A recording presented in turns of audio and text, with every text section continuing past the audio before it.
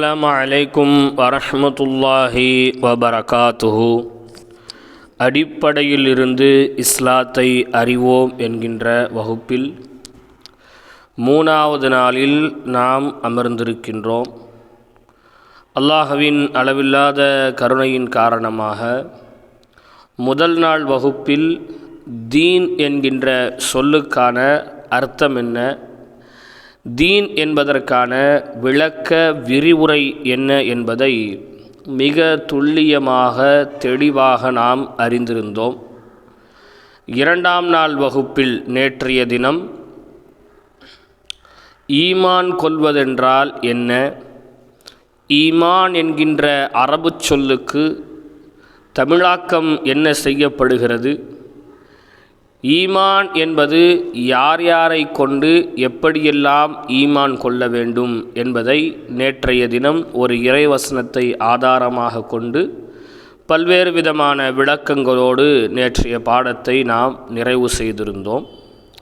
நேற்றைய பாடத்தில் இறுதியாக சொல்லும் பொழுது, முதலில் ஒரு மனிதன் உண்மையான மூமீனாக, முஸ்லீமாக, இறை நம்பிக்கையாளராக, மூமீனுக்கு நம்ம சொல்கிறத என்ன தான் சொல்லுவோம் தமிழாக்கத்தில், இறை நம்பிக்கையாளர் அப்படிங்கிறது தான் தமிழ், அப்படி தானே?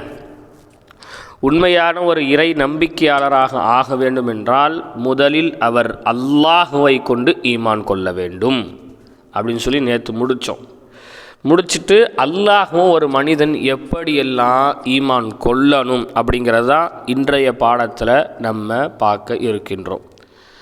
அல்லாஹுவை இன்றைக்கி நம்ம நம்பியிருக்கிறோம். எப்படி நம்பியிருக்கிறோம்?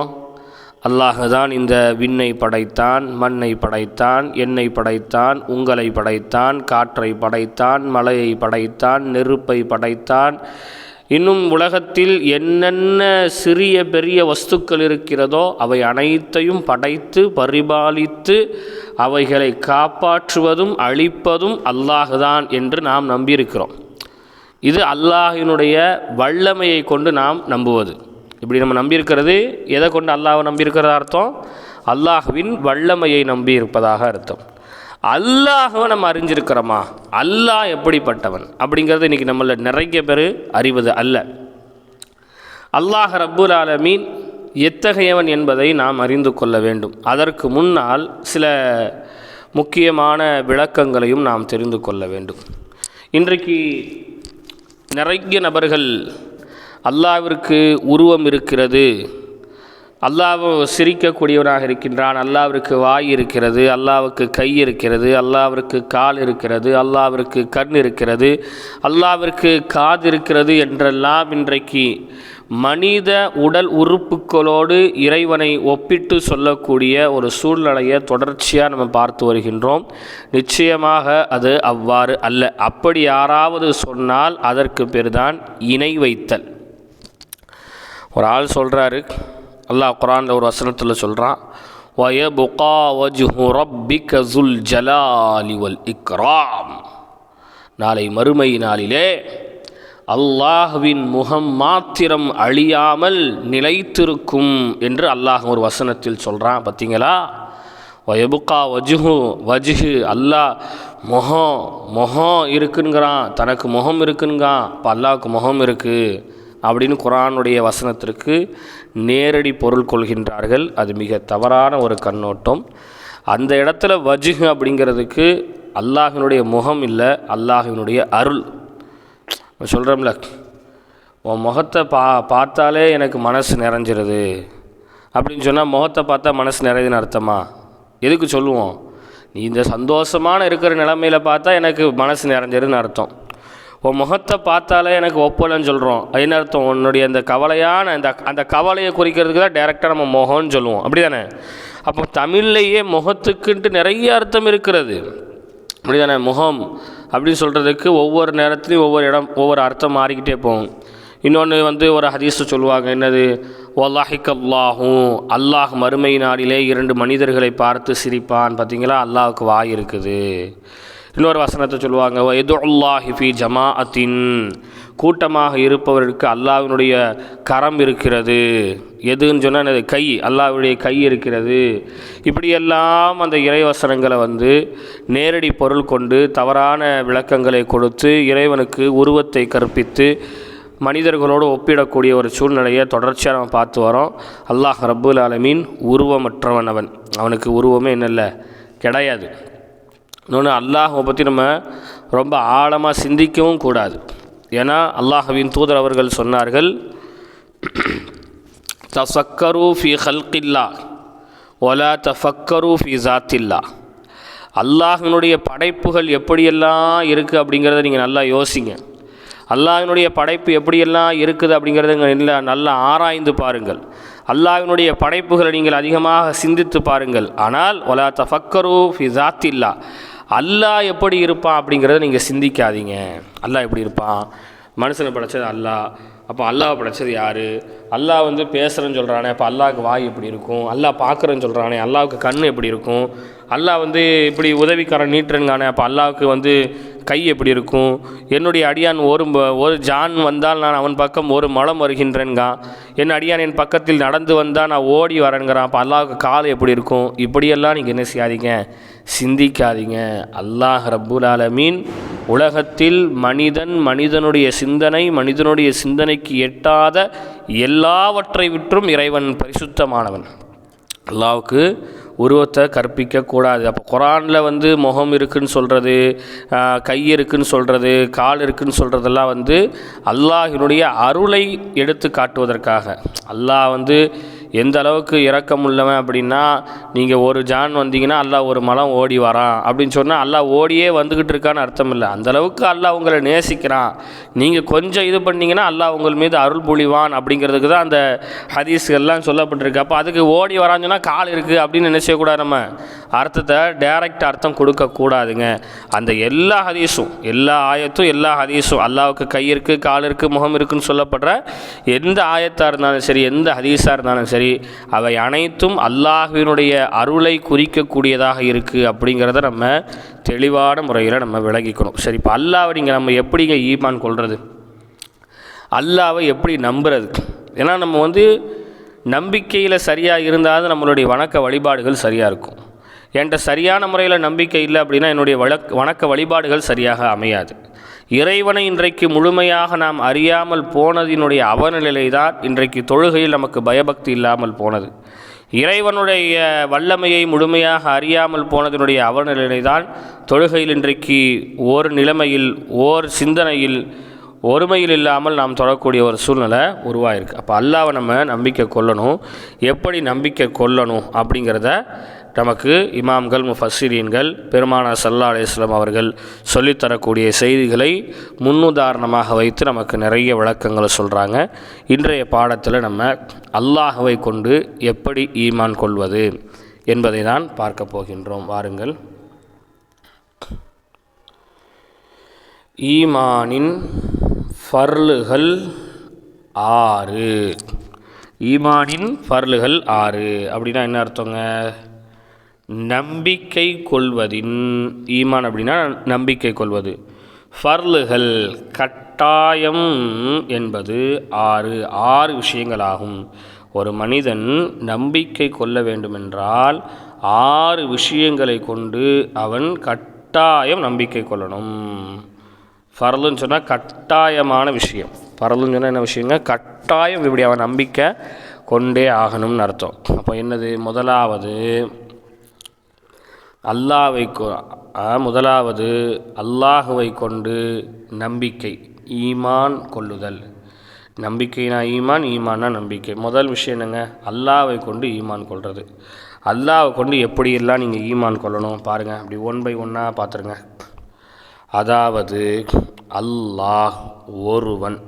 முதல்ல அல்லாஹ் இறைவன் சொல்லக்கூடியவன் ஒருவன்தான். அதிலே எல்லாமே முடிஞ்சிருச்சு. இப்போது இறைவன் 2 இறைவன் இருக்க முடியுமா? 3 இறைவன் இருக்க முடியுமா? 4 இறைவன் இருக்க முடியுமான்னு கேட்டால் கண்டிப்பாக உலகத்தில் இருக்கவே முடியாது. ஏங்க இருக்க முடியாது? மாற்று மத சகோதரர்கள் நிறைய இறைவனை சொல்கிறாங்களே அப்படின்னு நீங்கள் கேட்கலாம். கொஞ்சம் ஒரு நாலேஜாக நீங்கள் யோசித்து பாருங்கள். ஒரு வீட்டுக்குள்ளே 2 தலைவர் இருக்கிறாங்க, அல்லது ஒரு பள்ளிவாசலில் 2 தலைவர் இருக்கிறாங்க. யோசித்து பாருங்கள். அப்போ பள்ளிவாசலுடைய நிலைமை என்னவாகும், வீட்டினுடைய நிலைமை என்னவாகும்? ஒரு தலைவர் ஒன்றை சொல்லுவார், இன்னொரு தலைவர் இன்னொன்று சொல்லுவார். வீட்டில் 2 தலைவர் இருக்காங்க. இன்றைக்கி கோழிக்கறி சமையல்னு ஒருத்தவங்க சொல்லுவாங்க, இல்லை இன்றைக்கி மாட்டுக்கறி சமையல்னு ஒருத்தவங்க சொல்லுவாங்க, இல்லை இன்றைக்கி ரசவைன்னு ஒருத்தவங்க சொல்லுவாங்க, இல்லை இன்றைக்கி சாம்பார் வைன்னு ஒருத்தவங்க சொல்லுவாங்க. அப்போ அந்த வீட்டுக்குள்ளே நிம்மதி இருக்குமா? ஒரு வீட்டுக்குள்ளேயே 2 தலைவர்கள் இருந்தால் நிம்மதி இருக்கிறது இல்லை. ஒரு பள்ளிவாசக்குள்ளே, ஒரு ஊருக்குள்ளே 2 தலைவர் இருக்காங்கன்னு சொன்னால் அங்கே உடனே சண்டைகள், சச்சரவுகள் வந்துடும். அப்போ ஒரு சின்ன வீட்டுக்கு 2 தலைவர்கள் அந்தஸ்திலும் வலிமையிலும் சமமாக இருக்கக்கூடிய 2 பேர் இருந்தாங்கன்னு சொன்னால் வீடை 2ஆம் கட்டமாக ஆயிடுதுன்னு சொன்னால், இந்த உலகத்தையே கண்ட்ரோல் பண்ணணும் அப்படின்னு சொன்னால் அதுக்கு 2 கடவுள் இருந்தால் முடியாது. ஒரு கடவுள் சொல்கிறாரு, சூரியனே இன்றைக்கி நீ 6:20க்கு ஊதி அப்படின்காரு. இன்னொரு கடவுள் சொல்கிறாரு, சூரியனே நீ 7 மணிக்கு ஊதி அப்படின்காரு. இப்போ சூரியன் என்ன செய்யும்? ஒரு கடவுள் சொல்கிறாரு, சந்திரனே இன்றைக்கி நீ 7 மணிக்கெலாம் உலகத்துக்கு போயிரு. இன்னொரு கடவுள் சொல்கிறாரு, சந்திரனே நீ இன்றைக்கி 8 மணிக்கெலாம் உலகத்துக்கு போயிரு. சந்திரன் என்ன செய்யும்? ஒரு கடவுள் சொல்கிறாரு, இன்றைக்கி மழை பெய்யட்டும். இன்னொரு கடவுள் சொல்கிறாரு, இன்றைக்கி மழை பெய்யக்கூடாது. அப்போது இறைவன் என்பவன் ஒருவனாகத்தான் இருக்க வேண்டும். இறைவன் என்பவன் பல இறைவன்கள் என்ன செய்யக்கூடாதுங்க, இருக்கக்கூடாது. அப்போ அல்லான்னு சொல்கிறவன் ஒருத்தவன் தான். புரியுதுங்களா? அப்போ அல்லாஹ் ஒருவன், அல்லாஹ் ரப்புல் ஆலமீன் ஒருவன் தான். 2 பேர் இருக்கக்கூடாது. 2 பேரோ 3 பேரோ இருந்தால் அதில் நிறைய பிரச்சனைகள் வந்துடும். அது மாத்திரமல்ல, அவன், இந்த அவன்கிறது யார்? அல்லாஹ் தன்னுடைய உள்ளமையிலும் பண்புகளிலும் செயல்களிலும் இணை துணையற்றவன். அல்லாஹ் ரப்புல் ஆலமீன் அவனுடைய உள்ளமை அப்படின்னு சொன்னால் அவன் எப்படி இருக்கிறான் அப்படிங்கிறது யாருக்கும் தெரியாது. உள்ளமைன்னு சொன்னால் தனக்குள் இருக்கக்கூடியதான் உள்ளமை. அதாவது தன்னைத்தானே பார்த்து கொள்வதற்கு பேர் தான் உள்ளமை. அப்போ அவனுடைய உள்ளமையில், அதாவது அவனுடைய விஷயங்களிலும் பண்புகளிலும் அல்லாஹ்ட்ட இருக்கக்கூடிய பண்பு இவர்கிட்ட இருக்குது அப்படின்னு நம்ம சொல்ல முடியாது. அதே மாதிரி செயல்களில் அல்லாஹ் செஞ்சதை மாதிரி இவர் செஞ்சிட்டாருன்னு சொன்னால் இணையாகி போச்சு, ஷிர்க் ஆயிடுச்சு. அவன் இணை இல்லாதவன், துணையற்றவன். இணை இல்லாதவன் சொன்னால் அவனுக்கு யாரும் ஈடே கிடையாது. துணை இல்லாதவன் சொன்னால் அவனுடைய பண்புகளை வெளிப்படுத்துறதுக்கு, செயல்களை வெளிப்படுத்துறதுக்கு, அவனுடைய உள்ளமையை வெளிப்படுத்துறதுக்கு அவனுக்கு துணையாக யாரும் நிற்கணுங்கிற அவசியம் இல்லை. யாருடைய துணையும் இல்லாமல், இணையும் இல்லாமல் அவனுடைய பண்புகளிலும் செயல்களிலும் அல்லாஹ் ரப்புல் ஆலமீன் தனித்தவனாக இருக்கின்றான். அப்போது ஒரு ஆள் சொல்கிறாரு, நீங்கள் அல்லாஹ் மாதிரியே இறக்கப்படுறீங்களே, உங்களுக்கு அல்லாஹ் மனசு ஷிர்காயிரும். ஏங்க இது அல்லாஹ் செஞ்ச மாதிரி இல்லைங்க இருக்குது, ஏப்பா அல்லாவை விட இதாக செய்கிறீங்களே அப்படின்னா ஷிர்காக போயிடும். ஒரு ஆளுக்கு அல்லாஹ் ரப்புல் ஆலமீன் அருள் பொழிந்திருக்கின்றான், அவர் அல்லாஹ்வினுடைய அருளை கொண்டு செய்கின்றார் என்றால் அதை நாம் சொல்லும்போது அது வேறு. இப்போ மரணித்தவங்களை உயிர்ப்பிப்பது யாருடைய வேலை? அல்லாஹ்வுடைய வேலை. அப்படி தானே? அந்த வல்லமை யாருக்கு மட்டும்தான் இருக்குது? அல்லாஹ்க்கு மட்டும்தான் இருக்குது. ஆனால் ஈசா அலைஹிஸ்ஸலாமுக்கு அதை ஒரு அற்புதமாக, ஒரு முஅஜிஸாவாக அல்லாஹ் கொடுத்துருந்தான். எதை? இறந்தவங்களை உயிர்ப்பிக்கிறது. அல்லாஹ் குர்ஆனில் சொல்லும்போது யுஹ்யீல் மௌத்தா, அவர் மௌத்தா போனவங்களை கூட உயிர்ப்பிப்பார். அந்த அளவுக்கு ஒரு அற்புதத்தை நம்ம ஈசா நபிக்கு கொடுத்தோன்னு அல்லாஹ் சொல்ல. அது அல்லாஹ் கொடுத்தது. அல்லாஹ் கொடுத்ததை நம்ம அறிஞ்சு அல்லாஹ் உங்களுக்கு இப்படி ஒரு அற்புதத்தை கொடுத்துருக்கான் அப்படின்னு சொன்னால் அது வேறு. நீங்கள் அல்லாஹ்வை மாதிரியே செய்கிறீங்கன்னு சொன்னால் அங்கே ஷிர்க் ஆயிரும். புரியுதுங்களா? அப்போது அல்லாஹ்வுடைய செயல்கள்லையும் அல்லாஹ்வுடைய பண்புகள்லையும் அல்லாஹ்வை மாதிரி இறக்கப்படுறதுக்கும் இந்த உலகத்தில் யாரும் கிடையாது, அல்லாஹ் மாதிரி கோவப்படுறதுக்கும் இந்த உலகத்தில் யாரும் கிடையாது, அல்லாஹ்வை மாதிரி தண்டிக்கிறதுக்கும் இந்த உலகத்தில் யாரும் கிடையாது, அல்லாஹ்வை மாதிரி மன்னிச்சு விடுறதுக்கும் இந்த உலகத்தில் யாரும் கிடையாது. அவனுடைய பண்புகள், கேரக்டர்ஸ், அல்லாஹ்வுடைய பண்புகள் மாதிரி யாருக்காவது பண்பு இருக்கான்னு கேட்டால் கண்டிப்பாக ஒரு காலமும் கிடையவே கிடையாது. பெருமானார் ஸல்லல்லாஹு அலைஹி வஸல்லம் அவங்க அல்லாஹ்வுடைய இரக்க குணத்தை பற்றி சொல்லும்போது, அல்லாஹ் என்பவன் 70 தாயை விட இரக்கமுள்ளவன் ரசூலுல்லாஹி ஸல்லல்லாஹு அலைஹி வஸல்லம் சொன்னாங்க. இப்போ ஒரு தாயினுடைய இரக்கம் என்ன என்பதை ஒவ்வொரு மனிதனால் அறிந்து கொள்ள முடியாது. ஒரு பிள்ளையை காப்பாற்றுவதற்காக தாய் எந்த நிலைமைக்கும் செல்வாள், ஒரு பிள்ளையை கண்டிப்பதற்காக தாய் எந்த நிலைமைக்கும் செல்வார், ஒரு பிள்ளையினுடைய வயிற்றை நிரப்புவதற்காக தாய் எந்த எல்லைக்கு வேணாலும் செல்வார். ஒரு தாயினுடைய கருணை, அன்பு என்ன என்பதை கூட நம்மால் ஒரு வட்டத்திற்குள் கொண்டு வர முடியாது. அப்புறம் ரசூலுல்லாஹ் சொல்றாங்க, 70 தாயை விட அல்லாஹ் இரக்கமுடையவன். 70 தாயை விடன்னு தான் சொன்னாங்க. 70 தாய் மாதிரி 70ன்ட்டு அந்த வட்டத்துக்குள்ளே ரசூலுல்லாஹ் நிற்கிற 70 தாயை விடனா 80 இருக்கலாம், 90 இருக்கலாம், 100 இருக்கலாம், 110 இருக்கலாம், 120 இருக்கலாம், லட்சமாக இருக்கலாம், கோடியாக இருக்கலாம். 70 விட அப்படின்ட்டு ரசூலுல்லாஹ் என்ன செஞ்சாங்க, எண்ணிக்கையை கூட்டி சொன்னாங்க. அப்போ அல்லாஹ்வினுடைய பண்புகள்லையும் அவனுடைய செயல்கள்லையும் யாரும் இறைவனுக்கு இணை துணையே இல்லை. இன்றைக்கி உலகம் விஞ்ஞானம் வளர்ந்துக்கிட்டே போகுது. புதுசாக ஒன்று கண்டுபிடிக்கிறான். புதுசாலாம் மனுஷன் ஒன்று கண்டுபிடிக்க நம்ம சொல்கிறோம். ஆனால் அவன் புதுசாலாம் எதையும் கண்டுபிடிக்கலை. புதுசாக ஒன்று கண்டுபிடிக்கிறது அல்லாஹ் மட்டும்தான். அல்லாஹ் கண்டுபிடிச்சி வச்சதுலேருந்து காப்பி வேணால் அடிக்கலாம். ஃப்ளைட்டு புதுசாக கண்டுபிடிச்சான். எப்படி கண்டுபிடிச்சான்? தட்டாம்பூச்சியை வச்சு ஃப்ளைட்டு கண்டுபிடிச்சான். ஹெலிகாப்டர் கண்டுபிடிச்சா எப்படி கண்டுபிடிச்சான்? கப்பலை கண்டுபிடிச்சா எப்படி கண்டுபிடிச்சா? எல்லாம் அல்லாஹ்வினுடைய படைப்புகளிலிருந்து முன்மாதிரியாக எடுத்து மனிதர்கள் செய்து கொண்டது. அப்போது அல்லாஹ்வினுடைய செயல்களிலும் அல்லாஹ்வுடைய பண்புகளிலும் அவன் தனித்தவன். சரி, அல்லாஹ்விற்கு மாதானா தாய், பிதா தந்தை, மனைவி, மக்கள்னா பிள்ளைங்க, உற்றார் உறவினர், சொந்த பந்தங்கள் எவரும் இல்லை. நம்ம சொல்கிறோம். இப்போ நிறைய பேர் சொல்கிறாங்க, இப்போ கிறிஸ்டானிட்டியில் இருக்கக்கூடியவங்களாம் என்ன சொல்கிறாங்க, ஈசா அலைஹிஸ்ஸலாமை இறைவனுடைய பிள்ளை அப்படிங்கிறாங்க, மரியம் அலைஹிஸ்ஸலாமை இறைவனுடைய மனைவி அப்படிங்கிறாங்க. அப்போ அப்படி சொல்லக்கூடுமா? அப்படி சொன்னால் அதுக்கு பெருசு இருக்குது. அப்போ அல்லாஹ் ரப்புல் ஆலமீனுக்கு தாய் கிடையாது, தந்தை கிடையாது, மனைவி கிடையாது, மக்கள்கள் குழந்தைகள் கிடையாது, உற்றார் உறவினர்கள் யாரும் கிடையாது. அதான் அல்லாஹ் குர்ஆனில் சொல்கிறான், குல் ஹுவல்லாஹு அஹத் அல்லாஹு சமத் லம் யலித் வலம் யூலத் வலம் யகுல் லஹு குஃபுவன் அஹத். நபியே நாயகமே நீங்கள் சொல்லுங்கள், அல்லாஹு அஹத், அல்லாஹ் தனித்தவன், அவன் சமது, அவன் இணை துணையற்றவன், லம் யலித், அவன் பிறக்கவும் இல்லை, வலம் யூலத், அவன் யாரையும் பெற்றெடுக்கவும் இல்லை, வலம் யகுல் லஹு குஃபுவன் அஹத், அவனுக்கு நிகராக இணையாக இந்த உலகத்தில் எதுவுமே கிடையாதுன்ட்டு அல்லாஹ் ரசூலுல்லாஹ் அவங்கள்ட்ட சொல்ல சொன்னதாக குர்ஆனில் அல்லாஹ் தஆலா ஒரு சூறாவை இறக்கியிருக்கிறான். அப்போது அல்லாஹ் ரப்புல் ஆலமீனுக்கு எதுவும் கிடையாதுங்க. அதே மாதிரி பாருங்கள், ஊன் அப்படின்னு சொன்னால் சாப்பாடு, ஊன் குடிக்கிறது, உறக்கம், மறதி, அழுகை, சிரிப்பு, நோய், சுகம், இவை எதுவும் அவனுக்கு கிடையாது. அல்லாஹ் ரப்புல் ஆலமீன் அல்லாஹ் தஆலாக்கு பசிக்குது, அல்லாஹ் சாப்பிட்றான் அப்படின்னு நம்ம சொல்ல முடியுமா? இப்போ நிறைய பேர் வாய் இருக்குதுன்னு சொல்கிறாங்க. அல்லாஹ் லஹிக்கல்லா, அல்லாஹ் சிரிக்கிறான் அப்படின்னு சொல்லி ஒரு ஹதீஸ் இருக்குது. அல்லாஹ்வுக்கு வாய் இருக்குது. அப்போ வாய் இருந்தால் என்ன செய்யும்? பசிக்கும். வாய்க்கு வேலை கொடுத்துட்டே இருந்தால் வாய் பசிக்கும், வாயில் புண்ணு வரும், பல் வலிக்கும், அப்போ நோய் வரும். அப்போ அல்லாஹ் இறைவனாக இருக்கிறவன் ஒரு நோய்க்கு சொந்தக்காரனாக இருக்க முடியுமா?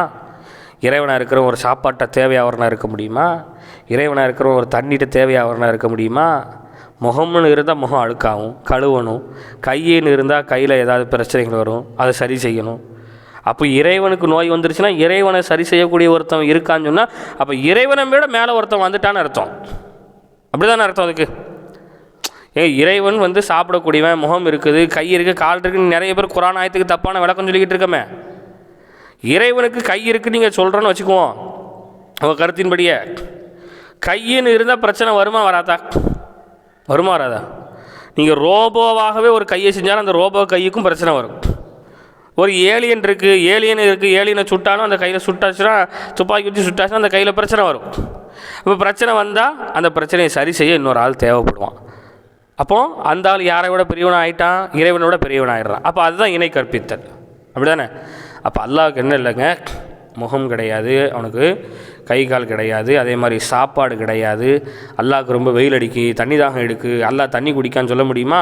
அல்லாஹ் ரப்புல் ஆலமீனுக்கு குடிப்பு கிடையாது, உறக்கம் கிடையாது, மறதி கிடையாது, அழுகை கிடையாது, சிரிப்பு கிடையாது, நோய் கிடையாது, சுகம் கிடையாது.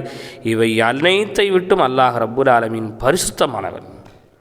கொஞ்சம் யோசிச்சு பாருங்கள், அல்லாஹ் நம்ம இப்படி விளங்கியிருக்கிறோமா? கேள்வியாக கேட்கும் போது சொல்லுவோம், இப்படி விளங்கணும். தக்பீர் கட்டி நம்ம தொழுகையில் நிற்கும்போது நமக்கு அப்படி தோணணும், ஆஹா நான் எப்படிப்பட்ட இறைவனுக்கு முன்னாடி நிற்கிறேன். அவன் எதுக்குமே எந்த ஒன்றுக்கும் ஒப்பில்லாத ஒரு இறைவன். அந்த இறைவனுடைய பொருத்தத்தை நாம் பெறணும். அந்த இறைவன் நான் மறுமை நாளில் அவனுடைய லிகாவை பெறணும். அப்படிங்கிறதுக்காக நம்ம என்ன செய்கிறதுங்க, தொழுகையில் நிற்கிறது. சரி பாருங்கள், அடுத்து பல நிறம், பல குணம் மாறுதல். நீளம் அகலம் நெட்டை குட்டை ஆகிய அனைத்தை விட்டும் நீங்கியவன். இப்போ ஒரு ஆள் சொல்லுது அல்லாவுக்கு கை இருக்குது, கால் இருக்குது, முகம் இருக்குது. அப்போ அல்லாஹ் நெட்டையானவனா குட்டையானவனா? அல்லாஹ் சிவப்பானவனா? அல்லாஹ் கருப்பானவனா? அல்லாஹ் நல்ல குணம் உள்ளவனா கெட்ட குணம் உள்ளவனா அப்படின்னு கேட்டால் அல்லாஹ் ரப்புல் ஆலமீனுக்கு நிறம் கிடையாது. இறைவன் இந்த நிறத்தில் தான் இருக்கான்னு நம்மளால் சொல்ல முடியாது. பல நிறங்களை விட்டும் பல குணங்களை விட்டும் அல்லாஹ் குணம் மாறிக்கிட்டே இருக்குது. இன்றைக்கி ஒரு குணத்தில் இருக்கிறான், நாளைக்கு ஒரு குணத்தில் இருக்கிறான், இப்படி ஒரு குணத்தில் இருக்கான், அப்படி ஒரு குணத்தில் இருக்கான்னு சொல்லி சொல்ல முடியாதுங்க. அது மாதிரி அல்லாஹாலா நெட்டையாக இருக்கான், அல்லாஹ் இவ்வளோ ஹைட்டில் தான் இருப்பான், அல்லாஹாலா இவ்வளோ நீளத்தில் தான் இருப்பான், இவ்வளோ அகலத்தில் தான் இருப்பான், அப்படியெல்லாம் நம்ம இறைவன் என்ன செய்யக்கூடாதுங்க, சொல்லக்கூடாதுங்க. அப்போ இறைவசனங்களுக்கு தயவு செஞ்சு நேரடி பொருள் கொள்ளாதீங்க. அரபு வார்த்தையில் பொறுத்த மட்டும் ஒரே ஒரு வார்த்தைக்கு நூற்றுக்கணக்கான அர்த்தங்கள் இருக்குது. வஜிஹ் முகம்னா டைரெக்டாக நீங்கள் முகம்னு கொடுக்கக்கூடாது. நீங்கள் நிறைய பேர் அதில் ரொம்ப குழப்படி பண்ணுறீங்க. முஞ்சிதை எடுத்து பாருங்கள். வஜிஹுக்கு இஸ்திலாஹில் என்ன, லுகத்தில் என்ன, இப்போ இஸ்திமாலில் என்ன இருக்குங்கிறத பார்க்கணும். நிறைய பேர்கள் இப்போ நவீனமாக ஓதி பிடித்து வரக்கூடியவர்கள் நேரடி அர்த்தம் கொள்கின்றார்கள். அல்லாஹ் காப்பாற்ற வேண்டும். சரி, அடுத்து அல்லாஹுக்கு அல்லாஹ் நீளமானவன் குட்டமானவன் அப்படி சொல்லக்கூடாது. அவன் ஆணும் அல்ல பெண்ணும் அல்ல அலியும் அல்ல. அல்லாஹ் ஆம்பளையாக இருக்கான் அப்படின்னு சொன்னால் ஆம்பளைங்க எல்லாருக்கும் ரொம்ப பெருமையாயிரும். அல்லாஹ் பொம்பளையாக இருக்கான் அப்படின்னு சொன்னால் பொம்பளைங்களுக்கு எல்லாருக்கும் ரொம்ப பெருமையாயிரும். அல்லாஹ் அலியாக இருக்கான்னு சொன்னால் அலிகளுக்கு எல்லாருக்கும் பெருமையாயிரும். அலின்னு சொன்னால் அரவாணிகள், அதுதான் அலின்னு சொல்கிறது. அப்போ நம்ம முகம்லாம் இருக்குதுன்னு சொல்லிட்டோம், கையெலாம் இருக்குதுன்னு சொல்லிட்டு அந்த கேள்வி வந்துடும். அல்லாஹ் ஆம்பளையா பொம்பளையானுங்கிற கேள்வி என்ன செய்யும், வரும். அப்படி நம்ம சொல்லக்கூடாது. திரும்ப நான் உங்களுக்கு சொல்கிறேன், சரிங்களா? அவன் இப்படித்தான் என்ற மட்டுத்திட்டம் அனைத்தை விட்டும் தூய்மையானவன். சரி, அல்லாஹ்தாலா இப்படித்தான் இருப்பான்னு சொல்லி அவனை ஒரு விஷயத்தில் வச்சு மட்டுப்படுத்திட முடியாது. இப்படித்தாங்க அல்லாஹ்ங்கிறது இது இப்படி தான் அப்படின்னு சொல்லி என்ன செஞ்சிட முடியாது. நம்மளால் ஒரு மட்டுத்திட்டத்துக்குள்ளே அவனை கொண்டு நிப்பாட்டவே முடியாது. அனைத்து சிந்தனைகளை விட்டும் அல்லாஹ் ரப்புல் ஆலமீன் தூய்மையானவனாக இருக்கின்றான். மனிதன் இறைவனை ஒரு மட்டுத்திட்டத்துக்குள்ளே கொண்டு வரவே முடியாது. சரியா? முக்காலம், 3 காலம் இருக்குது. சென்ற காலம், நிகழ்காலம், வரும் காலம். அதான் முக்காலம். சாப்பிட்டாச்சா அப்படின்னா சாப்பிட்டேன் அப்படின்னா சாப்பிட்டு முடிச்சிட்டேன், சென்ற காலம். சாப்பிட்டுக்கிட்டே இருக்கிறேன், நிகழ்காலம். இல்லை இனிமேல் தான் சாப்பிட போகிறேன், வருங்காலம். முக்காலம் 6 திசை. 6 திசைகள் இருக்கா இல்லையா? 6 திசைகள் என்னது? முன் பின் வலது இடது மேல் கீழ். 6 திசை. வலது இடது முன் பின் மேலே கீழே. இந்த 6 திசை எண்கோணம், இந்த முக்கோண வடிவில் வரக்கூடிய அந்த எக்கோணம், அறிவு, சந்தேகம், ஊசலாட்டம் அனைத்தை விட்டும் பரிசுத்தமானவன். அல்லாஹ் ரப்புல் ஆலமீன் இதுக்கு முன்னாடி இருந்தான், இப்போ இருந்துக்கிட்டு இருக்கிறான், நாளைக்கு இருக்க மாட்டான் அப்படின்னு சொல்ல முடியுமா? அல்லாஹ் ரப்புல் ஆலமீனுக்கு ஒரு டேட் ஆஃப் பர்த் இருக்குதா? இந்த காலத்தில், இந்த வருஷத்தில், இந்த இயரில் தான், இந்த டயத்தில் தான் அல்லாஹ் இருந்தான் அப்படின்னு சொல்லி அல்லாஹ்க்கு டேட் ஆஃப் பர்த் இருக்குதா? இல்லை இந்த காலம் வரையும் இங்கே இருந்துக்கிட்டு இருக்கான், அடுத்த காலம் அங்கே இருப்பான் அப்படின்னு சொல்ல முடியுமா? முடியாது. இப்போ அல்லாஹ் முக்காலத்தை விட்டும் தூய்மையானவன். 6 திசைகளை விட்டும் அல்லாஹ்தாலா இங்கே இருக்கான், அங்கே இருக்கான், இப்படி இருக்கான், அப்படி இருக்கான் சொல்ல முடியுமா? அல்லாஹ் 6 திசைகளை விட்டும் தூய்மையானவன். அல்லாஹ்வுக்கு அறிவை விட்டும் அவன் தூய்மையானவன். சந்தேகத்தை விட்டு தூய்மையானவன். அல்லாஹ்ங்கிறவன் இன்றைக்கி இவனுக்கு சாப்பாடு கொடுக்கலாமா வேண்டாமா, இன்றைக்கி இவன் வியாபாரத்துக்கு போகிறானே, இவனுக்கு இன்றைக்கி வியாபாரத்தை பறக்கத்தை கொடுப்போமா வேண்டாமா, இப்படிங்கிற சந்தேகம் இருக்கக்கூடாது. இறைவனாக இருக்கிறவன் தீர்க்கமான முடிவு எடுப்பவனாக இருப்பான். கொடுக்கணுன்னா கொடுப்பான், எடுக்கணுன்னா எடுத்துருவான். சந்தேகத்தை விட்டும் ஊசலாட்டம், சந்தேகம் ஊசலாட்டம் ரெண்டும் ஒன்று தான். அனைத்தை விட்டும் அல்லாஹ் ரப்புல் ஆலமீன் தூய்மையானவன், பரிசுத்தமானவன் என்று நம்பிக்கை கொள்வதாகும். இப்படி தான் என்ன செய்யுங்க, நம்ம அல்லாஹ்வை கொண்டு நம்பிக்கை கொள்ளணும். இன்னும் நிறைய விஷயங்கள் இருக்குது. இன்ஷா அல்லாஹ் அதை பெரிய பெரிய நூட்களில் நம்ம படிப்போம். அதாவது அல்லாஹ்வுக்கு இருக்க வேண்டிய பண்புகள், அல்லாஹ்விற்கு இருக்கக்கூடாத பண்புகள், அல்லாஹ்வினுடைய திருநாமங்கள் அப்படின்னு சொல்லி நிறைய விஷயங்கள் இருக்குது. இன்ஷா அல்லாஹ் இது ஒரு பேசிக், ஒரு அடிப்படையாக நம்ம தெரிஞ்சு வச்சுக்க வேண்டிய சில விஷயங்கள் தான் நம்ம இப்போ படிச்சுக்கிட்டு இருக்கிறோம். பின்னாடி நம்ம போக போக இன்ஷா அல்லாஹ் இது சம்பந்தமாக நிறைய விஷயங்களை நம்ம படிப்போம். இப்போ அல்லாஹ்வின் உள்ளமை, பண்புகள், திருநாமங்கள், செயல்கள் ஆகிய 4 ஒவ்வொன்றிலும் 10 அடிப்படைகள் இருக்கின்றன. அதாவது அல்லாஹ்வினுடைய உள்ளமை, பண்புகள், திருநாமங்கள், செயல்கள் ஆகிய 4 உள்ளமை 1, பண்புகள் 2, திருநாமங்கள் 3, செயல்கள் 4. இந்த 4லும் ஒவ்வொன்றிலும் 10 அடிப்படைகள் இருக்குது. உள்ளமைன்னு சொன்னால் அதுக்கு 10 அடிப்படை, பண்புகள்னால் 10 அடிப்படை, திருநாமங்கள் 10 அடிப்படையில், செயல்கள் 10 அடிப்படை. இது அனைத்திற்கும் 10 அடிப்படைகள் இருக்கின்றன. அவை பின்னால் விளக்கப்படும். பின்னால்னால் அவங்க இப்போ அடுத்த பக்கத்துலேயே சொல்லிட மாட்டாங்க. கிட்டத்தட்ட ஒரு 20-25 பக்கங்கள் தாண்டிய பிறகு தான் அது என்ன செய்யப்படும், சொல்லப்படும். அப்போது அல்லாஹ் ரப்புல் ஆலமீனை இப்படி நம்ம என்ன செய்கிறது, ஈமான் கொள்வது. அவனுடைய வல்லமையை கொண்டும், அவனுடைய குணாதிசயங்களை கொண்டும், அவனுடைய ஒப்பில்லாத அந்த ஈடில்லாத மனித சிந்தனையில் எட்டாத, மனித சிந்தனைக்குள் அடக்க முடியாத அவனுடைய வல்லமைகளை கொண்டு ரப்புல் ஆலமீனை நாம் ஈமான் கொண்டோம் என்றால் அது உறுதியான ஈமானாகவும் வலுவான ஈமானாகவும், அந்த ஈமான் என்பது மாலை மறுமையில் நமக்கு உதவி செய்யக்கூடியதாகவும் இருக்கும். அல்லாஹ் ரப்புல் ஆலமீன் படைத்த ரப்புல் ஆலமீனை விளங்க வேண்டிய விதத்தில் விளங்கக்கூடிய நசீபினை நம் அனைவருக்கும் அல்லாஹ் தருவானாக. அஸ்ஸலாமு அலைக்கும் வரஹ்மத்துல்லாஹி வபரகாத்துஹு.